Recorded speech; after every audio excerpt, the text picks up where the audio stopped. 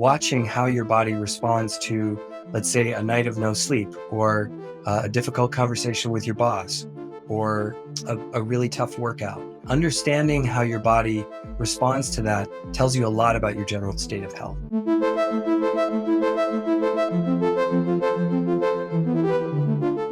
Maybe let's define resilience. And then also, I think it might be interesting and useful to talk a little bit about how did this even come up internally at levels? So the way I define resilience is it's your body's response to stressful events, right? We don't get to control what events we have to deal with in our lives, but we can have some input into how we respond to those things.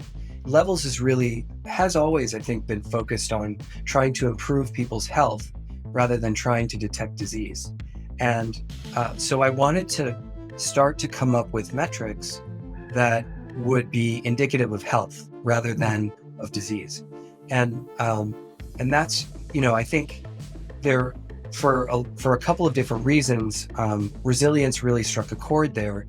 And looking at how your body is stressed and how it responds to that stress is actually a great way to tell how your health works. If you're in a situation where you're not diagnosing a particular disease, right? We're not trying to diagnose cardiovascular disease or diabetes or Alzheimer's or things like that. In the absence of those diseases, having a framework for looking at how your body responds to stressors tells you a lot. Walk me through, maybe what are the current ways we might try to measure health, and why are those not great relative to maybe introducing a new concept like resilience? The traditional approach looks at basically if you don't have some diagnosable disease, then you're healthy, and that's actually kind of hard to swallow. And it also means that you're not going to be able to help anybody until they have a real problem, until they're experiencing symptoms or they have a disease. Moving into an approach where you test and you diagnose prior to a disease is really where we all want to go. So that's the, how we're improved over the traditional model. The modern model, I think, or the functional medicine model, which has been developed over the last 20, 25 years, I mean, most prominently by Mark Hyman. They started mostly with a series of lab tests and thinking through, how your body is actually functioning, and using some of those tests to help guide treatment even ahead of disease. What I think that lacks is this focus on the stressor, which is what you just brought up. When you go to a functional medicine doc, they're not going to ask you to run on a treadmill.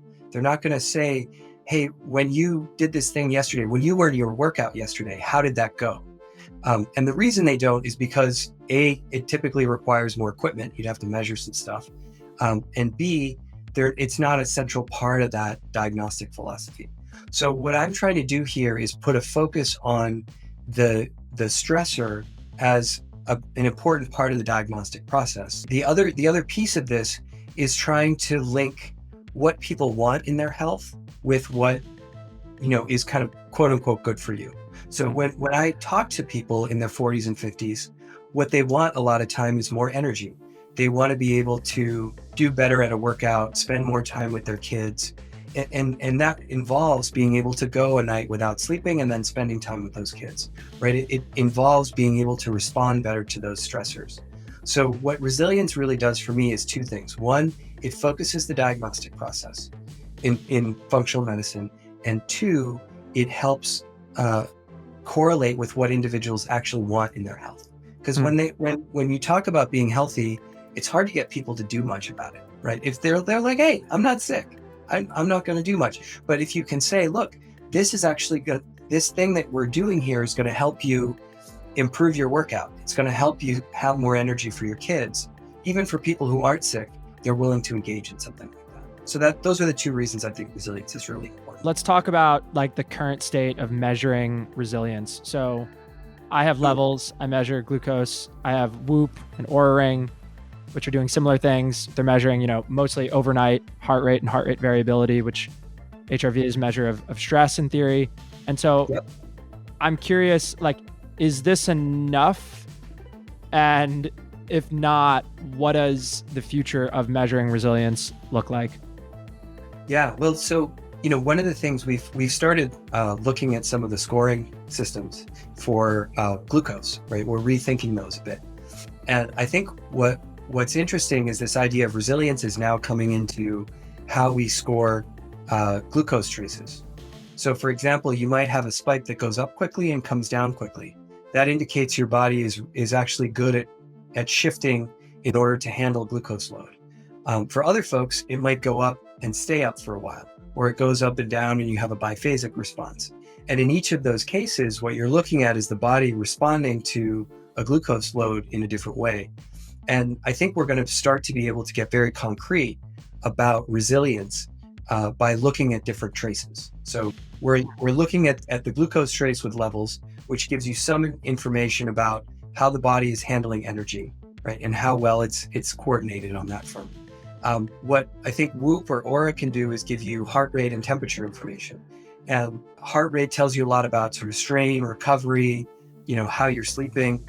Additionally, we're finding that, for instance, if temperature goes up in the evening, that may be an indication that you're getting sick. So we can, there are ways to detect that. I think what's really exciting and what the future looks like is correlating all this information. So we can give you a much better sense of how you're responding to things. And that's really where resilience comes in. Like, what stressors is your body dealing with right now?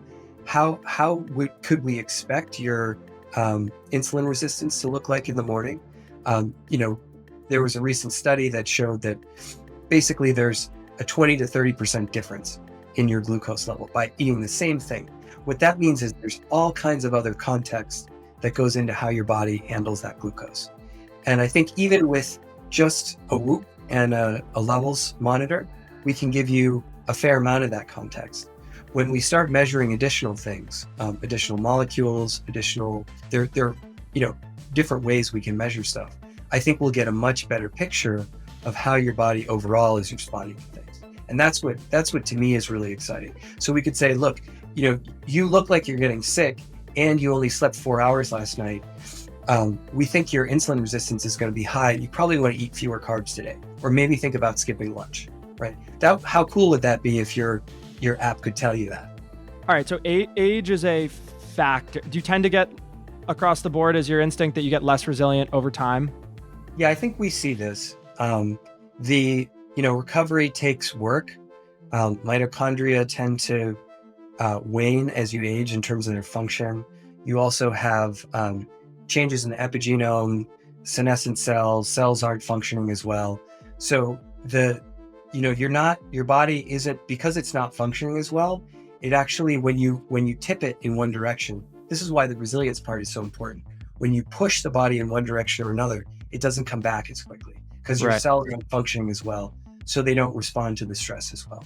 And yeah, I think we see that across the board. Whether you're looking at glucose or cortisol or a number of different things, you can measure it both in individual molecules, as well as I think you can kind of see it overall with gray hairs and lack of energy and stuff like that.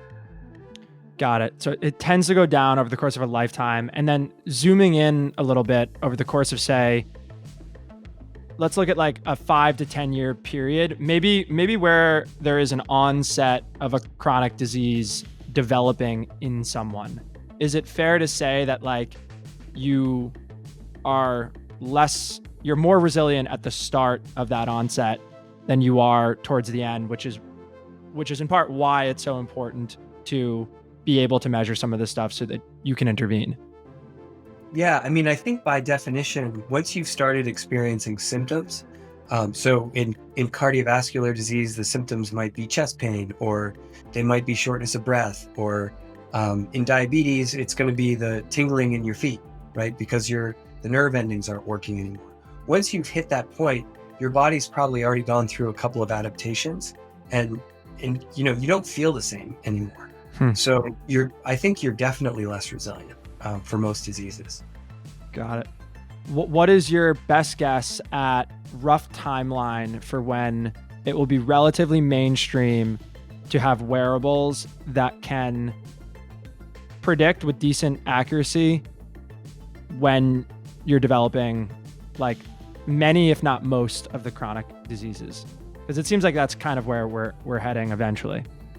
It's going to take time. I mean, really, you have to get physicians to change the way they think about things, and that can take decades. How about the technology, though? The technology's there. I feel like the technology is going to be there within 5 years. Really? And actually, a lot of it's there now. It's just not put together. Oh, Um, wow. medical studies take a little while to do. Where we tend to, rightfully so, we're very cautious about doing these things. And the main reason is that, look, you don't want to harm people who aren't sick. Final question. What two molecules are you most excited about one day being in the Levels app that you can measure in real time? Measuring fatty acid metabolism and measuring lactate are interesting, but those are already in process. Like, there are a bunch of companies that are developing those. The two that I think are most interesting are going to be cortisol and oxytocin, because once you start to make these correlations between psychological behavior and physiological behavior, I think it's going to open up whole new realms. People are going to choose who they work with or who they date based on their physiological profile. They're going to, they're not going to attend the weekly call with their in-laws. Like, there's a bunch of stuff that's going to change when Most people know cortisol is the stress hormone, but briefly define oxytocin. The love chemical. It's kind of called the love hormone. It's, it has a prominent role in maternal physiology, but basically one easy way to think about it is you get these oxytocin boosts when you feel like you're socially supported, when you're feeling a strong connection to the people around you. And what we're finding is that connection, it directly correlates with longevity. So it's one of the big things that does correlate with how long you live. And this can be, we need to do more work. I mean, I think to be fair, like, what I like about measuring oxytocin is I feel like it'll give us a quantitative way to assess this. Right. But we've known for a long time that, for instance, people who go to church more live longer, particularly in their older age. And it seems to be because they have more social bonds. Then, folks with partners tend to live longer. People who feel like they're connected to their community live longer. Once we can start measuring that quantitatively and correlating that with the longevity, I think it gets really exciting.